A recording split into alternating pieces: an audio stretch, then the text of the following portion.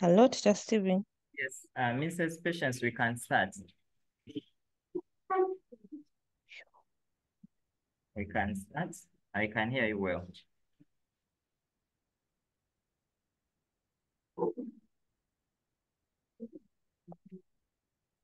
I'm going to log out and log in again. Are you able to Like, hear perhaps me? we can get you well. We can get you well.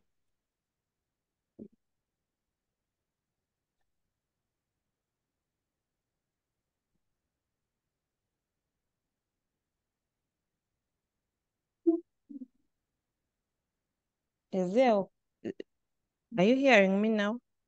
Yes, you are very clear. You are clear. Maybe you may have to share the screens, like the slides, like I told you.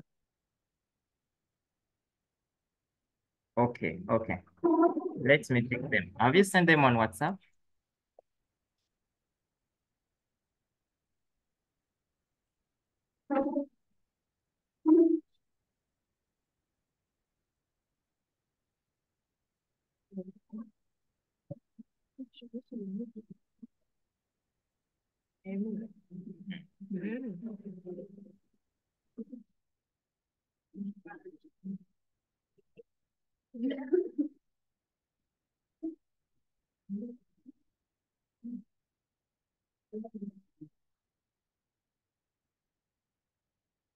Laptop is slow. Laptop is slow. I told you it's an HP, the other touch screen version. And I still haven't bought it. It's the office that bought it.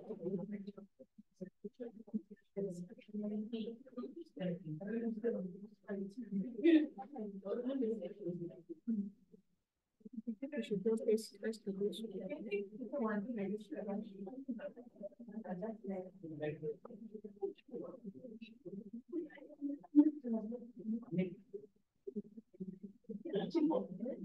Yeah, I Hello? can hear you well. You are clear.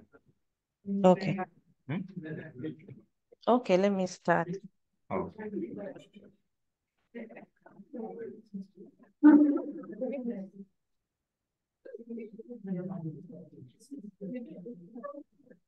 All right. Good morning, everyone.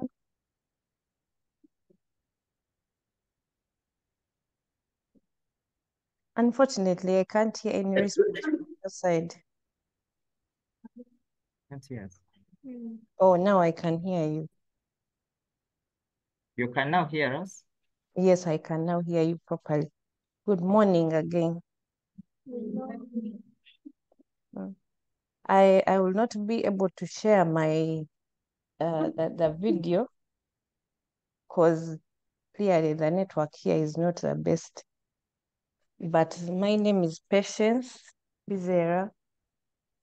I am a mother, I am a sister, I am an auntie, I am so many things. But most of all, I am a public health specialist and I work with the Ministry of Health in the Mental Health and Control of Substances Division at the Ministry of Health. And I was requested by Teacher Steven to share with you about mental health care. And I don't know, I wish I was there with you to get your reactions. When someone mentions mental health, what pops up in your mind? At least for me, when anything to do mental, before I got to know the detail, was that whenever anyone mentioned mental, I would think of people on the streets, people who are talking to themselves, people who have gone to the extremes. But just by way of introduction, I would want us to understand what mental health is. And generally, in simple terms, it is how we think, how we feel, or how we act. And for as long as anyone has a brain in their head, which I'm sure all of us do, you have mental health. The extreme is when you have mental illness. That's the difference. So we need to guard our mental health not to go to the extreme of mental illness. How do we know that now we are getting a problem? We are getting into the mental illness, because as a normal human being, we have like a continuum of how we feel, how we think, how we do things. There's one extreme of being healthy, and then there's another extreme of being unhealthy. So you need to pay attention to your mood, because that is what determines how you will feel, your behaviors, your thoughts.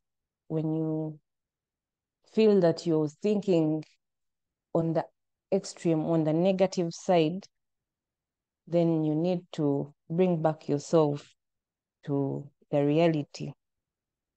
We need to pay attention to how we are feeling.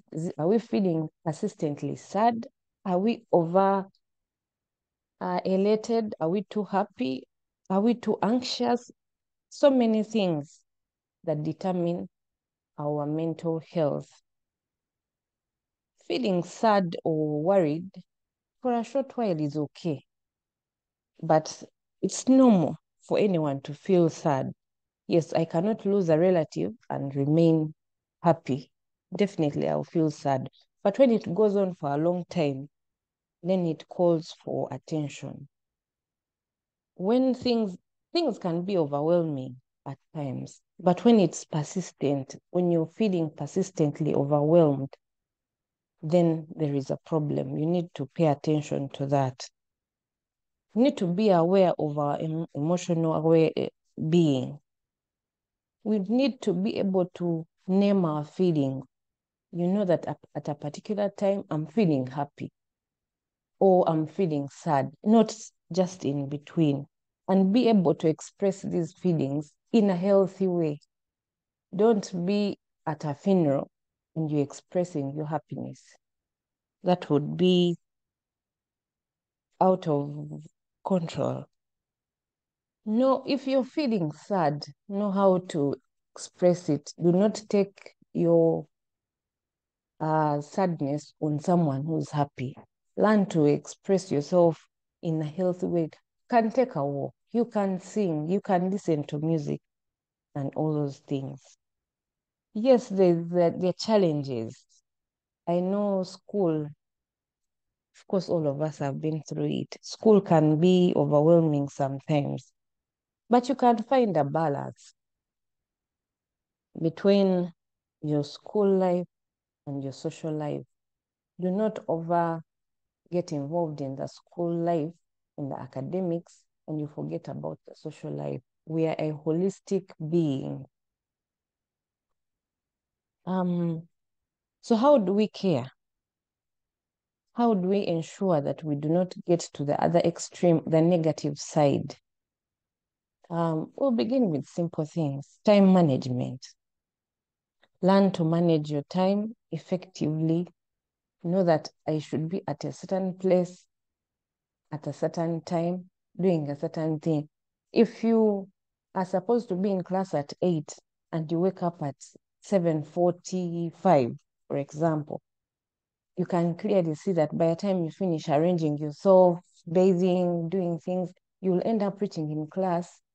When you're late, you will be stressed, you will be anxious because you are probably supposed to have done something and you've not yet done it. But if you set your time well, and you set your goals, realistic goals. If you are performing in class, for example, and you're getting 50, do not set a goal of I'll get 100 in the next test. No, be realistic.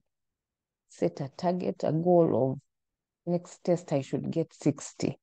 Do not overwhelm yourself.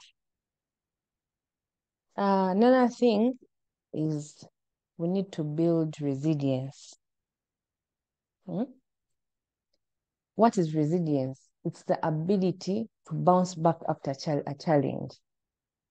All of us go through challenges, but if we are not able to bounce back, that is hard.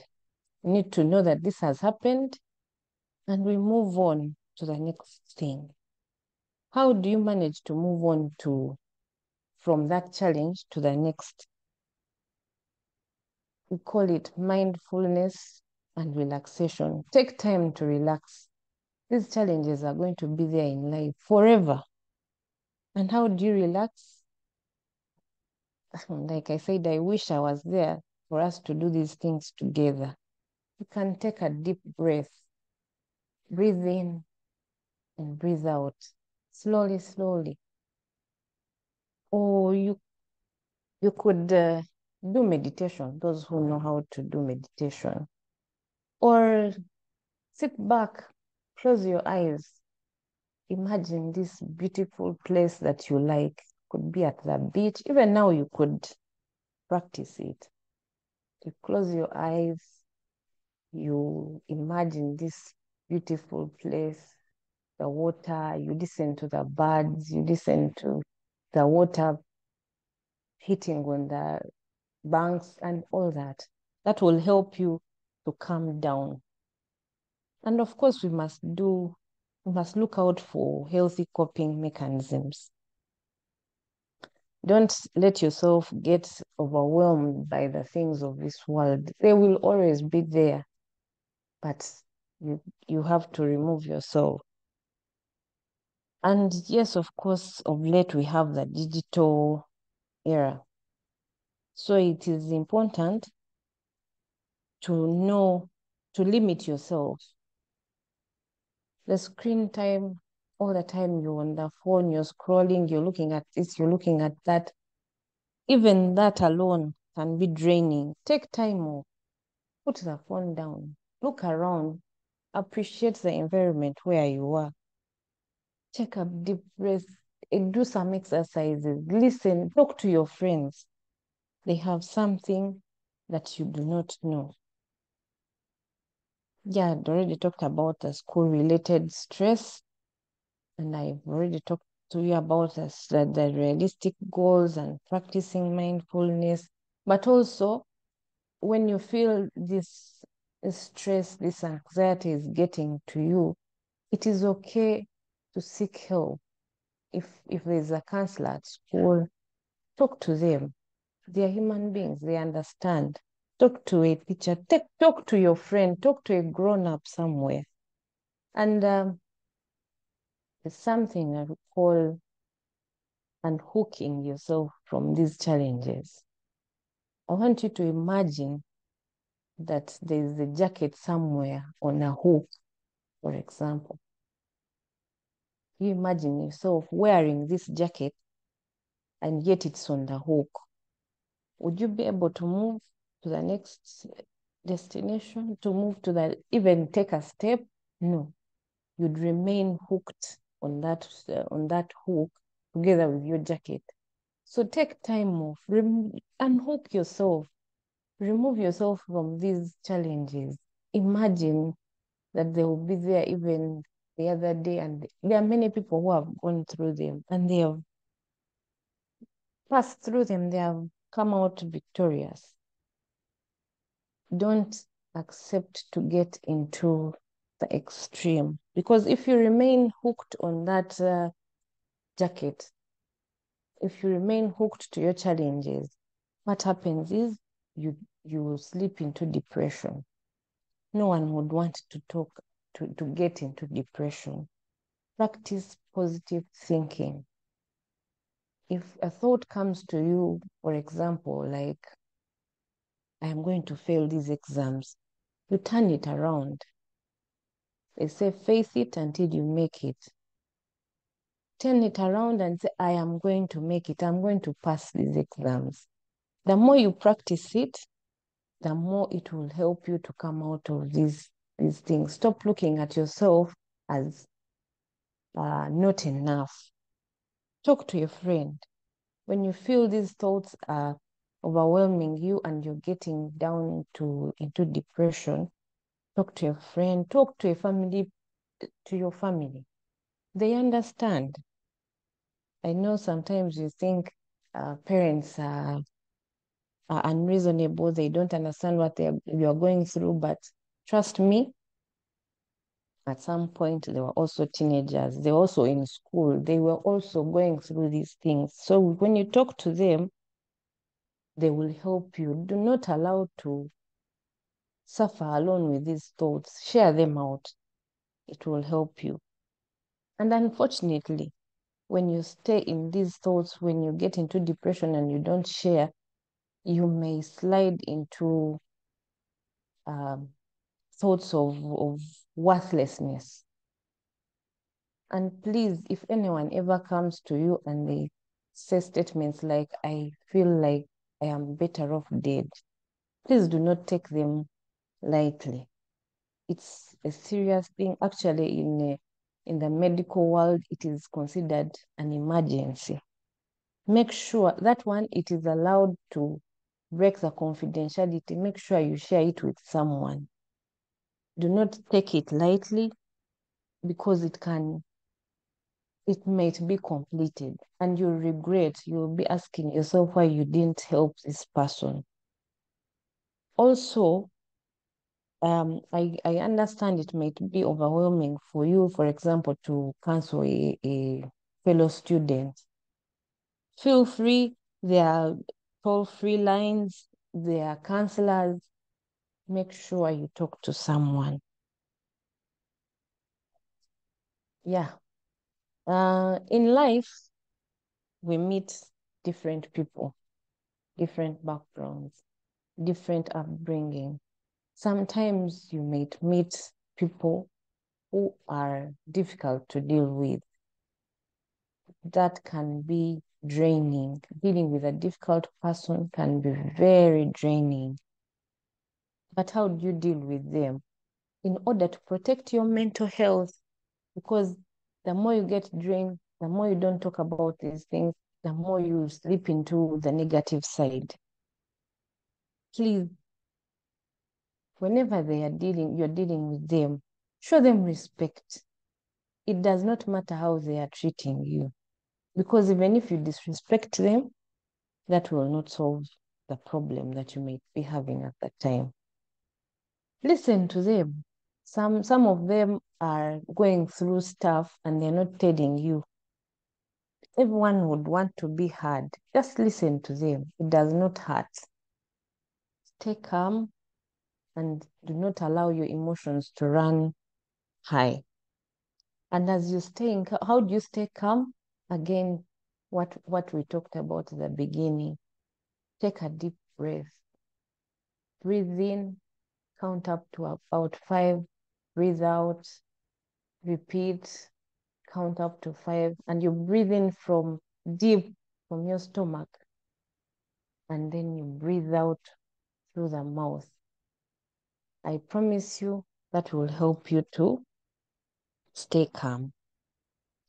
Some people may lose a friend, could lose a loved one, a family.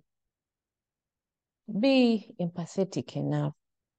Provide support to these people. Whether it's death, whether it's loss of, even if it's just a dog, this person might be loving their dog to the bones, and you underestimate it, you joke about it. Just support them, listen to them. And of course, that will be helping you too. How else would you take care of your mental health? It is important to sleep, and sleep adequately, and sleep in a healthy way. Your brain is still growing. Your brain is being used at 100% almost. Make sure you take a rest. Sleep your 8 hours. Because even if you sleep for 3, thinking that you're reading or catching up, it will catch up with you in class later in the day. And you will not be able to understand or listen in class, yet you could have taken your rest properly. Create that bedtime. If school says you have to sleep at 10, feel free, go to bed at 10 so that you're able to wake up at 6. One other thing that disturbs us, especially when we are still young, is something to do with self-esteem and body image. This is important for you to understand that you're unique, the way you're made, the way you're shaped, in whatever color you are unique. I have read a quote somewhere that someone was saying they cannot look in the mirror because every time they look in the mirror, all they see is imperfections. Yet, these imperfections may look like beauty to other people, but for her, she will not appreciate. Because why? Her self-esteem is down. Develop a positive self-image. Whenever you look at yourself, just affirm yourself, affirm your qualities, the unique qualities that you have. Look at those long legs and appreciate them. That is what God gave you. And there are people who wish they could have them. Don't be focused on the unrealistic standards that are portrayed by social media. Because they have brushed this picture, this person has no pimple, this person is size 10, and you're size 15, 14, whatever, you feel you're not enough. No, you're fearfully and wonderfully made in the image of God, in whatever shape you are. Just know you're enough and you are unique. There's only you. There can never be another duplicate of you. Do not conform to peer pressure. Express the dynamics of peer pressure. Choose your friends wisely. If you feel these friends are leading you to somewhere where you're not comfortable, feel free to let them go. It is okay to be alone rather than being with people who will lead you into something that you're not interested in or something that will lead you in trouble. And most peer groups will lead you into unhealthy behaviors. Avoid all that. Build healthy boundaries. Know that, yes, these people are my friends, but if they say, let's go to the bar, I know my limits. I will say no, and I will mean it respectfully. I will mean it. I will not follow them just for as a bandwagon. That syndrome has led so many people into trouble. I already talked about social media and all the things that come with it. Evaluate whatever comes on this social media. Not everything is right. Not everything is true. They will portray things and mislead you. Consume them mindfully. Have respect for diversity. Understand that there are differences. I told you we have different backgrounds, different upbringing, different ethnicities, different religion. Kindly respect each one in their capacity. Ensure that you do not demean someone so that for you you're lifted up. That will not help you. If anything, it will bring you down in even more ways. Be inclusive in your living. Do not start saying she's from a poor family, he's from a poor family, as for from a rich family, will not associate with them. No, you're in the same school. You must enjoy each other's company and learn from each other. Their culture, their religion might have something to teach you. Accept them the way they are. We could go on and on and on, but I understand your time is limited. So I'll stop here for now. But in all and all, we must know that there's no health. We always concentrate on the physical health. I have malaria, my arm is paining. All that will not be there if there is no mental health. There's no health without mental health. Thank you for now. Thank you so much, Mrs. Patience, for the insights. Unfortunately, we are not going to be able to have some questions. However, I'm going to take note of them, and then I'm going to send them to you, such that you can get for us some answers. But there's someone here wants to say something before we close it off. All right.